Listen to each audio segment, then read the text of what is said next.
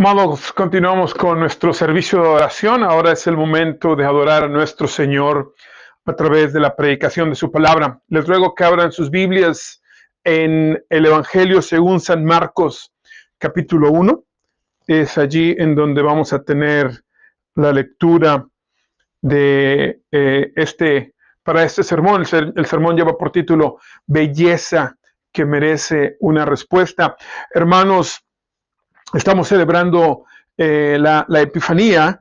El Señor nos permite verlo, es lo que estamos celebrando, los pasajes en las Escrituras o el evento después del nacimiento del Señor, años después, en donde por primera vez los gentiles se les permitió a los gentiles ver la salvación de Jehová, ver a nuestro Dios mismo, Jesucristo, Dios mismo, Dios encarnado, y a los gentiles se les permitió venir y conocer de la salvación que Dios estaba trayendo, que Dios estaba obrando. Eso es lo que estamos celebrando. Hermanos, contemplar la belleza de nuestro Señor nos produce una satisfacción profunda, nos produce mucho más que un deleite momentáneo. Contemplar al Señor no es lo mismo que contemplar otro tipo de belleza o participar en otro tipo de eventos o actividades en donde vamos de vacaciones, por ejemplo, vamos de turistas, vemos las grandes ciudades, vemos las grandes formaciones naturales, lo que sea que vayamos a ver, nos llena momentáneamente de una emoción grande. Tal vez tomamos unas fotografías, tal vez compramos, como se dice, compramos la playera que dice estuve en el Gran Cañón del Colorado o algo por el estilo, y luego regresamos a nuestra vida cotidiana y esa emoción momentánea empieza a desvanecerse. La belleza de nuestro Señor, hermanos, es mucho más que ese deleite momentáneo. La belleza de nuestro Señor es tal. La persona y la obra de nuestro Dios es tal que merece de parte nuestra una respuesta. Demanda, podríamos decir, que nosotros respondamos a esta belleza de una manera en particular. ¿Cómo responder? ¿Qué tipo de respuesta que nos mueva a responder de esta manera, hermanos? Es de lo que el Señor nos va a hablar en su mensaje de esta ocasión. Les ruego entonces que preparemos nuestra Biblia, abrámosla en Marcos capítulo 1. Voy a leer los versículos del 14 al 20, si me lo permite, del 14 al 20 exactamente. Lo voy a leer en español, aquí en la pantalla lo vamos a tener en inglés. Amados, pidamos del Señor que nos ayude a adorarle bien en esta mañana. Les ruego que juntos le pidamos a nuestro Dios que nos dé de su iluminación para poder honrarlo. Oremos juntos entonces. Señor, una vez más venimos a ti, te damos las gracias, Padre, porque provees lo necesario. Provees el tiempo para que podamos congregarnos, aunque no físicamente en el mismo lugar, pero ciertamente por la comunión que tú nos das, estamos juntos en armonía. Señor, te suplicamos que ahora tú nos hables. Señor, te suplicamos que ahora tú nos permitas escucharte. Por los siguientes minutos, Señor, concédenos adorarte al considerar tu mensaje.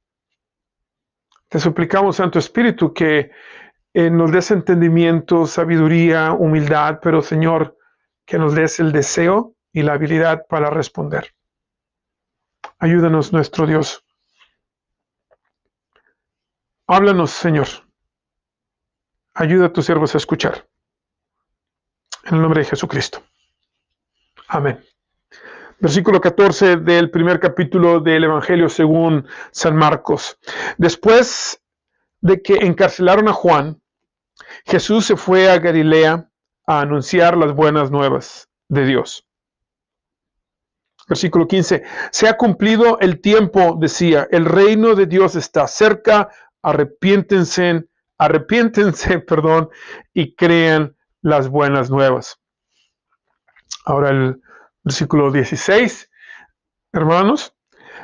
Pasando por la orilla del mar de Galilea, Jesús vio a Simón y a su hermano Andrés, que echaban la red al lago, pues eran pescadores.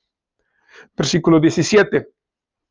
Vengan, síganme, les dijo Jesús, los haré pescadores de hombres. Al momento dejaron las redes y los siguieron. Un poco más adelante vio a Jacobo y a su hermano Juan, hijos de Zebedeo, que estaban en su barca remendando las redes. Verso 20. Enseguida los llamó, y ellos, dejando a su padre Zebedeo en la barca con los jornaleros, se fueron con Jesús.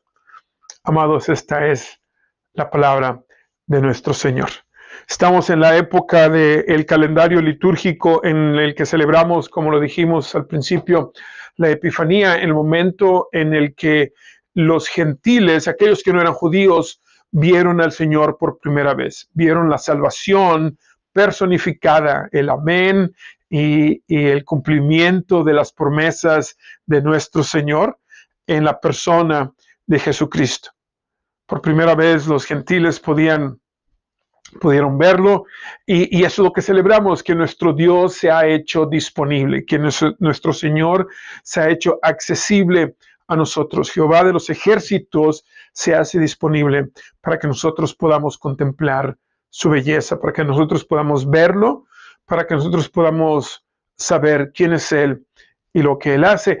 Y esta idea de ser accesible, esta idea de estar disponible, es una idea que apreciamos nosotros mucho, particularmente de alguien que está en autoridad.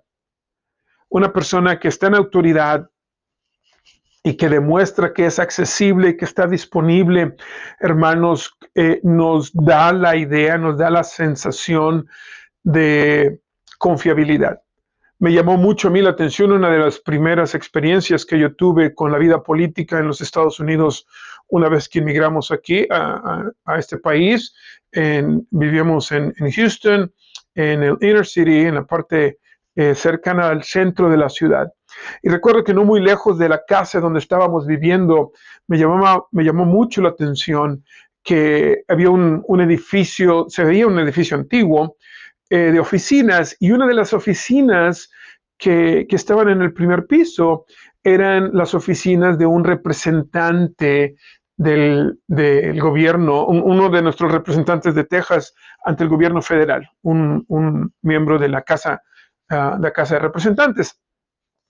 Y me llamó mucho la atención que yo podía entrar a la oficina de esta persona y presentar mis quejas o mis comentarios. Obviamente es una muy buena idea, da la idea, la sensación de que tal persona que tiene autoridad está disponible, está accesible. Sin embargo, en la realidad, quien estaba en esa oficina no era esa persona misma, era un representante del representante. Entonces no es de que yo podía entrar y hablar directamente con él sin ningún problema, a pesar de que se quería ser disponible, quería ser accesible, había ciertos límites. Pero es una idea que nos agrada, es una idea que es bien recibida. Y en parte, hermanos, creo yo, estoy convencido de que parte del atractivo de que una persona, un representante del gobierno, por ejemplo, esté disponible, pero no tan disponible, esto nos gusta, aceptamos la idea, voy a llamarlo así, de una disponibilidad parcial, porque juega dentro de nuestra idea de que nosotros como individuos tenemos algo que contribuir. Quiero que estés disponible, pero no quiero que hagas todo por mí. Quiero que estés accesible, pero también yo quiero contribuir con algo para sentirme yo bien. Entonces tenemos esta relación con el concepto de estar disponible, de estar accesible, pero no lo hagas muy fácil, porque entonces como que pierde el valor. Esa es la idea general en nuestra cultura. Sin embargo, hermanos, todo lo que nuestro Dios hace es completamente diferente. Jehová de los ejércitos no es como nosotros, no es como la Biblia dice, no es como un hombre que piense de la misma manera que nosotros, que esté limitado de la misma forma que nosotros. Entonces, cuando decimos que nuestro Dios eh, se ha hecho disponible a nosotros, cuando decimos que nuestro Dios está accesible a nosotros, no es como, no es de ninguna manera parecida a cómo lo hacemos nosotros. Nuestro Dios es santo, nuestro Dios es único. Jehová de los ejércitos, el Dios trino del universo, es completamente diferente a cualquier otra persona. Entonces, cuando el Señor nos dice que Él está disponible, que es lo que, una vez más, es lo que celebramos durante la Epifanía, hermanos, nos estamos haciendo referencia a una accesibilidad como ningún otro. Y la razón, hermanos, como lo vamos a poner aquí en la pantalla, la razón por la cual podemos verlo, la razón por la cual podemos aproximarnos al Señor es debido solamente a su gracia, es debido solamente o se puede solamente a través de la fe, y todo esto es gracias solamente a Jesucristo. Solamente por gracia, solamente por fe, solamente por Cristo Jesús es que tenemos este acceso a Dios.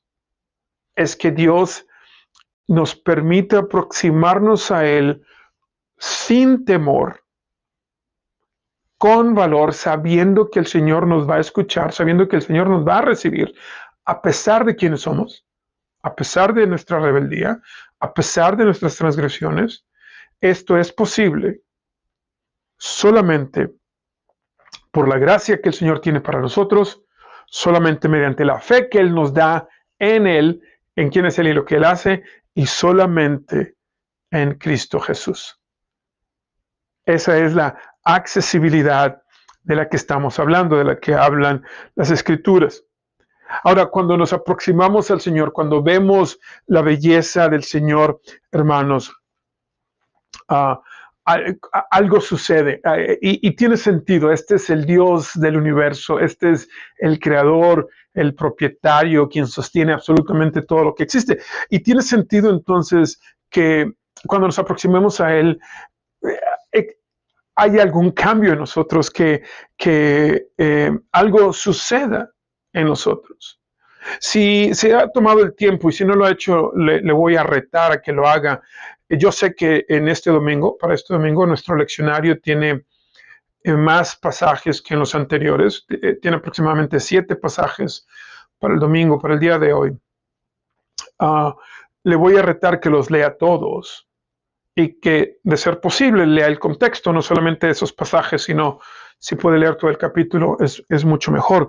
Y va a notar una tendencia. Cuando el Señor interviene, cuando el Señor nos permite verlo, el ser humano responde y hay este sentido de urgencia. Eso es lo que nos...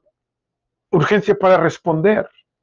Es lo que vemos que tienen en común los pasajes que están incluidos para el domingo, para este domingo, para el día de hoy.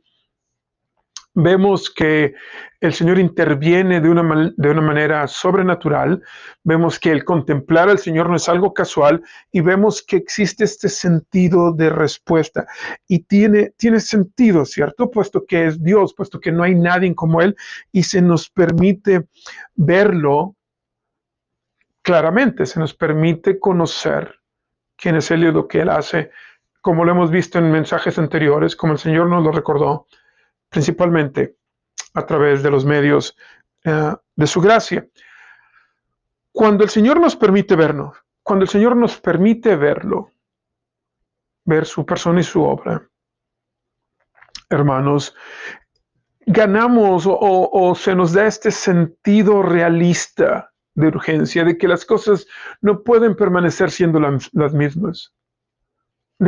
Tenemos el sentido de que su belleza merece una respuesta, que no es de que nada más, mira, qué interesante, qué bonito, y pum, continuamos, como sucede en otros casos. Pero al mismo tiempo, estamos nosotros, podemos entender podemos esperar que existe esta necesidad de responder. Sin importar cuál es nuestra experiencia con el Señor, sin importar en dónde esté usted en su relación con el Dios Trino del universo.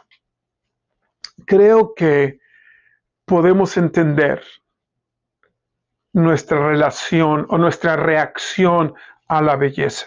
Porque así es la belleza, ¿cierto? La belleza no nos deja, belleza con B pequeña, B minúscula. La belleza, hermanos, no nos deja igual, nos mueve a responder. Mientras más vemos lo que consideramos bello, más queremos verlo. Genera movimiento. Y obviamente la belleza es algo no independiente. Como se dice, la belleza depende del observador. En otras palabras, lo que yo encuentro bello, usted podría no encontrarlo bello. Y este es un gran debate. ¿Qué es la belleza? ¿Qué es lo que contribuye? Y todo esto de belleza, hermanos, una vez más, B minúscula, ¿cierto? Pero les doy un ejemplo, y es muy común entre los jóvenes que encuentren belleza, por ejemplo, en los automóviles, los vehículos, los carros. Y los jóvenes, cuando encuentran belleza en el diseño de un Mustang, en el diseño de un Camaro, en el diseño de un Stingray, un Porsche, quieren aprender más y quieren saber más. Y me sorprende bastante la capacidad que tienen nuestros jóvenes cuando abrazan esa belleza, porque llega el momento en que, por ejemplo, pueden identificar el año, el modelo de este Camaro solamente al ver, por ejemplo, la forma que tienen las luces de la parte de atrás, por ejemplo, del vehículo. Y es impresionante lo que la belleza nos hace hacer. Queremos verla más, queremos conocerla mejor, queremos acercarnos más a ella. Entonces, cuando contemplamos la belleza del Señor, es lógico que nuestra reacción sea todavía más grande, más profunda.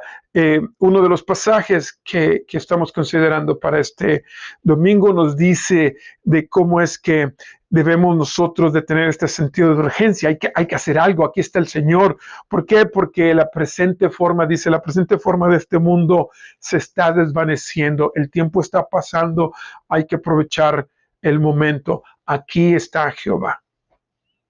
Entonces la belleza demanda, genera, requiere respuesta y movimiento, cuanto más la belleza de nuestro Señor.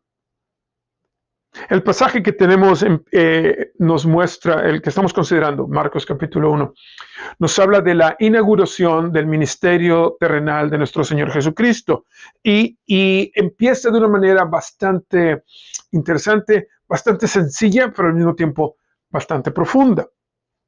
Y empieza diciéndonos que el Señor está cerca.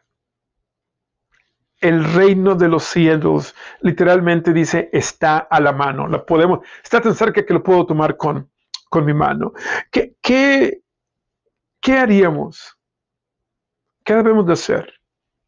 ¿Cómo debemos de responder a esta proximidad del Señor? ¿Cómo podemos responder si pudiéramos verlo claramente? ¿Cuál debe de ser nuestra respuesta, dada la verdad que su dominio, su control, su señorío están presentes y están siendo establecidos? ¿Qué deberíamos de hacer?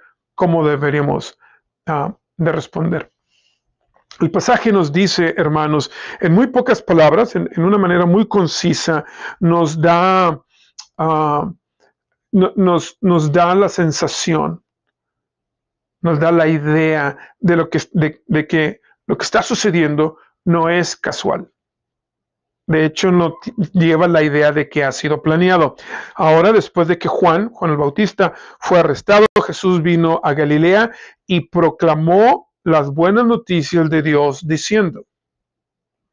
Ese pequeño preámbulo, ese Esa pequeña introducción nos demuestra, hermanos, que lo que está sucediendo es algo que había sido planeado, que es algo intencional.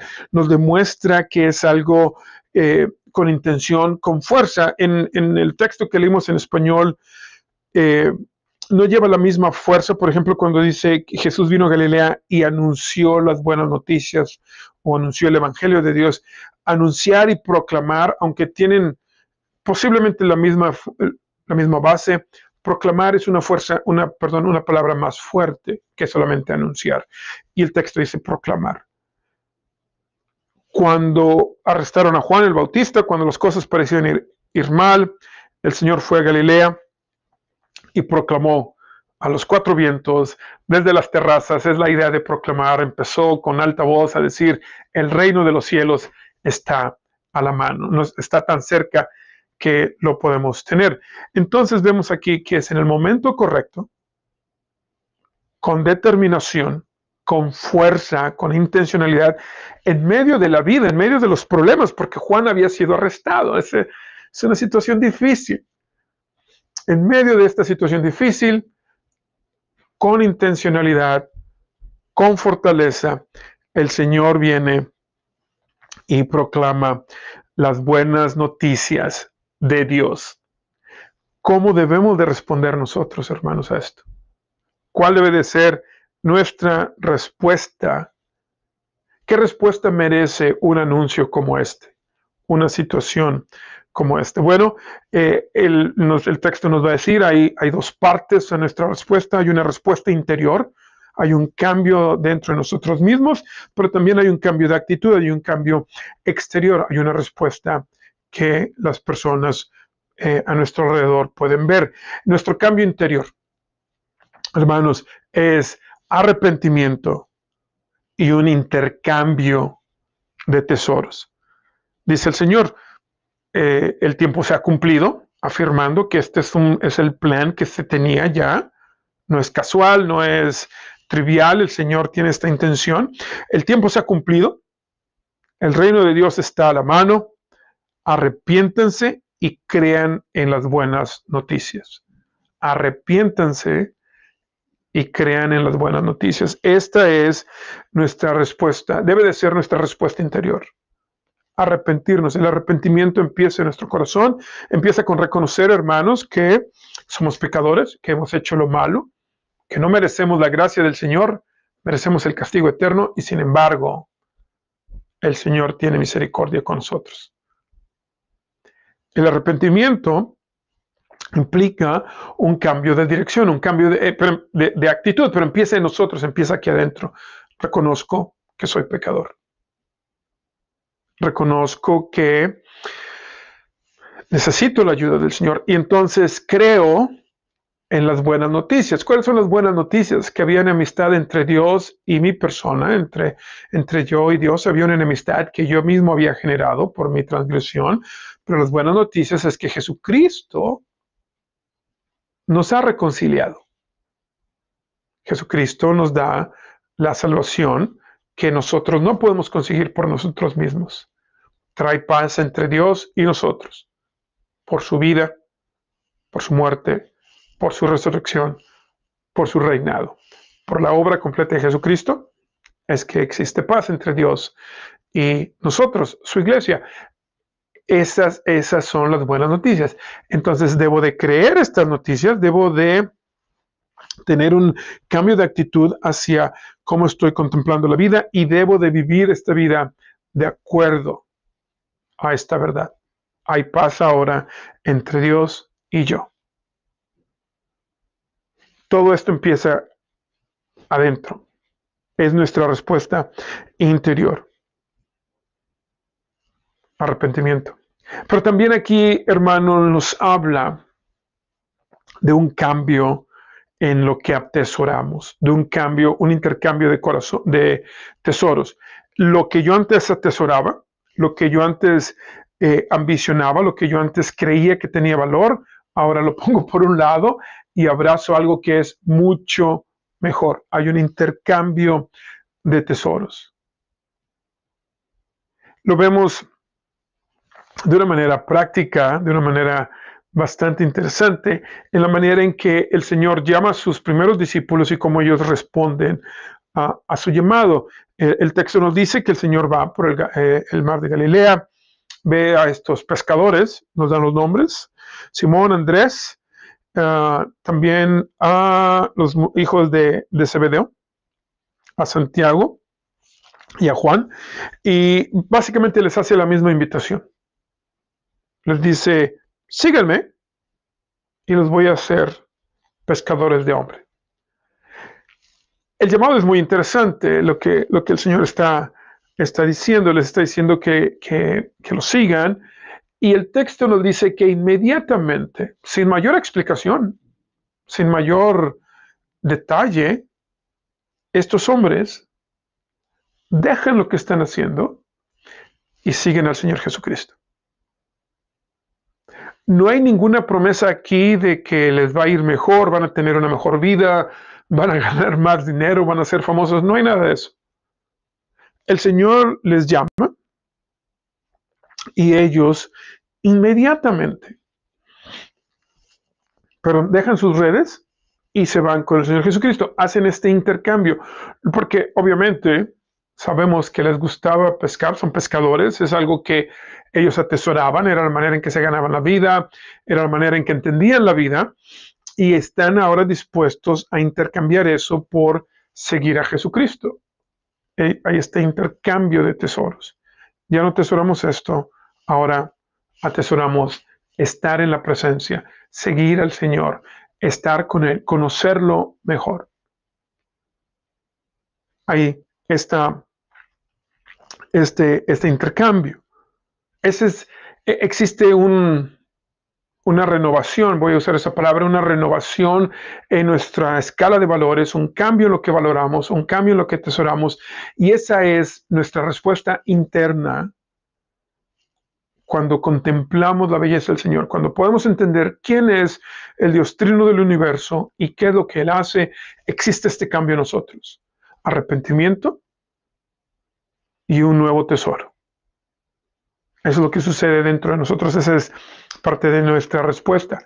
Después, obviamente, existe el componente externo de nuestra respuesta.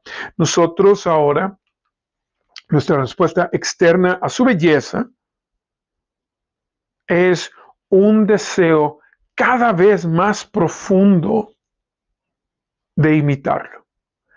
Queremos ser como Él, queremos ser imitadores fieles de nuestro Señor Jesucristo. Cuando el Señor les dice, síganme, estos pescadores, estos hombres, entendieron lo que el Señor les estaba diciendo.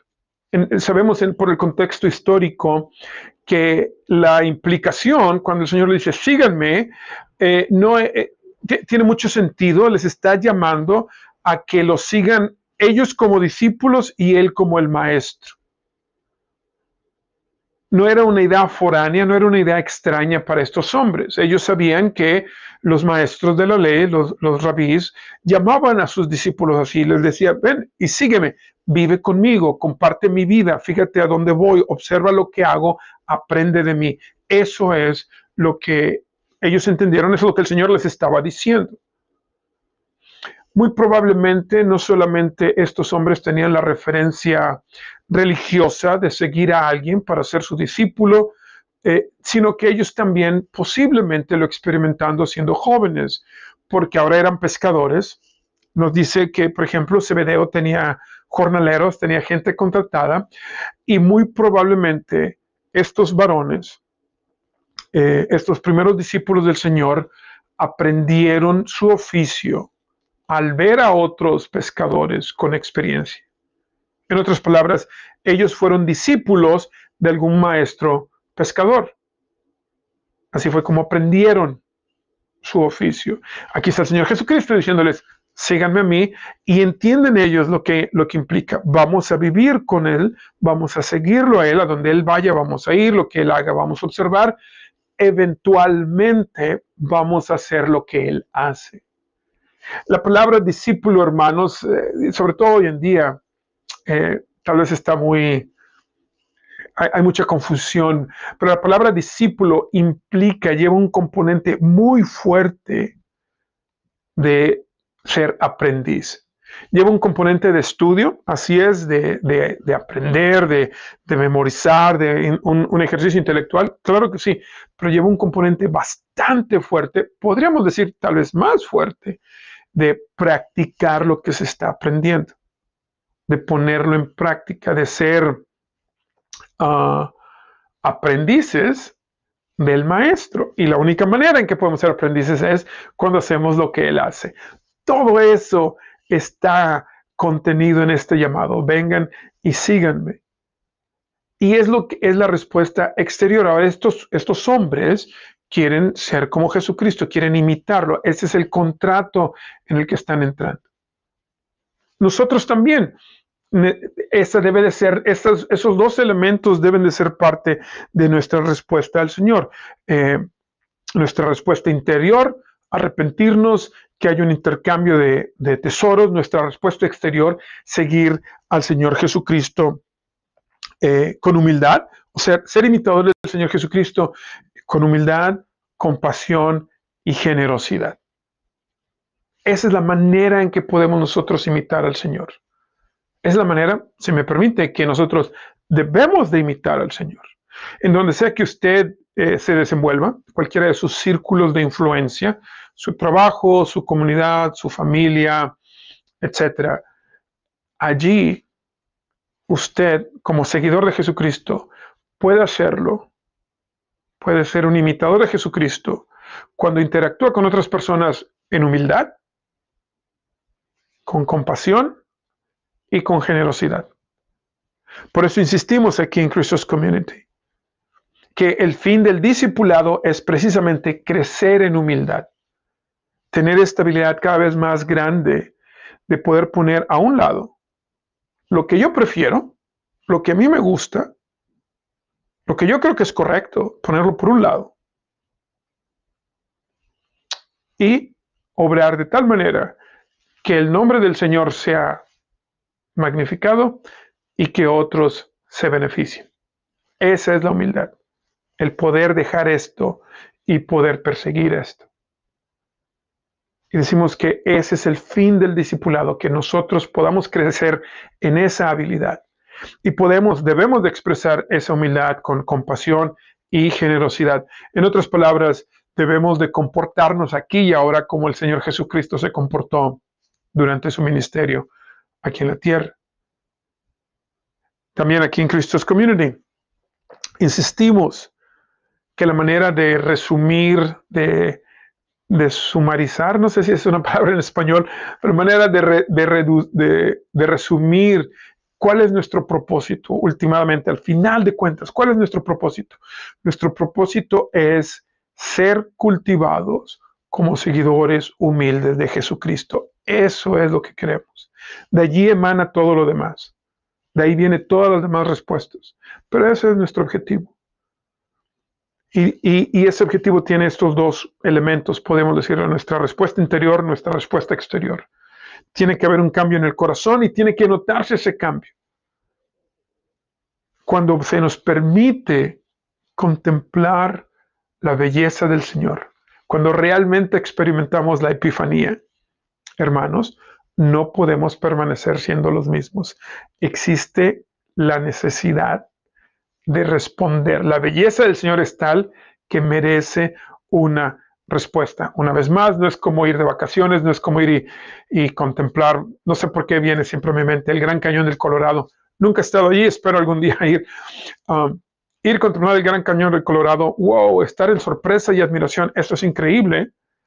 Pasar al gift shop, comprar una playera con la fotografía del Cañón del Colorado y luego regresamos a nuestra casa y semanas después esa sensación de admiración se desvanece. Aquí no. El contemplar la belleza del Señor, su belleza es tal que demanda esta respuesta que es interna y externa, que habla de esta gran transformación que está tomando lugar en nosotros. Necesitamos nosotros, hermanos, recordar que esta respuesta interna-externa es solamente posible porque Dios el Espíritu Santo está obrando en nosotros. Dios el Espíritu Santo es la luz que nos permite ver la verdad. Dios el Espíritu Santo es la fuerza, es quien nos da la habilidad para responder, para responder de la manera correcta. Es nuestro Señor quien está obrando. Esta respuesta de nosotros a su belleza, esta respuesta interna, externa, es posible solamente porque Él está obrando en nosotros. Entonces necesitamos pedir la ayuda. Señor, ayúdame a arrepentirme. Señor, cambia mi tesoro. Mi Dios, concédeme ser un imitador fiel de mi Señor Jesucristo. Necesitamos rogarle a Él que nos ayude. Y esa debe ser nuestra respuesta para este sermón. Necesitamos arrepentirnos y necesitamos celebrar. Necesitamos arrepentirnos, hermanos, y necesitamos creer en las buenas noticias de Dios. Esas son las buenas noticias que Dios ha enviado. Ahora, usted posiblemente sea un creyente ya de años, el Señor le ha salvado. Las buenas noticias aún son para ti, cristiano. Necesitamos arrepentirnos. Necesitamos creer, vivir nuestra vida cotidiana con la verdad de las buenas noticias. Necesitamos arrepentirnos, necesitamos creer el Evangelio. Necesitamos también celebrar que el reino de nuestro Dios está a la mano, que podemos literalmente tomarlo de la mano, está así de cercano. Nuestro Dios no está alejado. Nuestro Dios no está removido de nuestras circunstancias cotidianas. Nuestro Señor está aquí. Nuestro Señor nos da de Él mismo y está en nosotros. Esa es la promesa de nuestro Señor, la promesa que ha sido cumplida, la promesa que es verdad. Podemos verlo en Cristo Jesús. Podemos verlo en este evento histórico de su encarnación, su humillación, su muerte, su resurrección y su ascensión al cielo. Eso, hermanos, nos garantiza que sus promesas son verdaderas y Él promete darnos de su Espíritu. Él promete que Él va a estar en nosotros. Entonces, con su ayuda, vamos a arrepentirnos, vamos a creer y vamos a celebrar que Él está aquí. Amados, pasemos ahora a celebrar el sacramento de la Santa Cena. Pasemos con la ayuda del Señor a celebrarlo de la manera apropiada. Espero que haya usted podido preparar sus elementos para participar. Si está viendo este sermón, obviamente aquí espero que pueda acompañarnos en el otro sermón en donde vamos a participar todos juntos del sacramento. Pero déjeme decirle que primero, espero que tenga los elementos listos.